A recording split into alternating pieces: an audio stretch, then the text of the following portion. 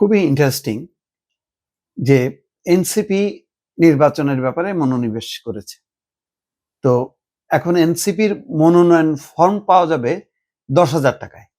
জুলাই যোদ্ধা এবং কুলি মজুরদের জন্য 2,000 টাকা। এই ধরনের বিভাজন করে এর আগে কোনো রাজনৈতিক দল মনোনয়ন ফর্ম বিক্রি করছে আমার জানা নেই। ভালো, এটা একটা বৈধ যে এই ফর্ম বিক্রি করে ফান্ড কালেকশন করা। তবে ওই যে মনোনয়ন ফর্ম পাওয়া যাবে 10,000 টাকায়, এইটা আমার ধারণা যে একটা অতিরিক্ত হয়েছে। এটা 5,000 টাকা হলে ভালো হয়।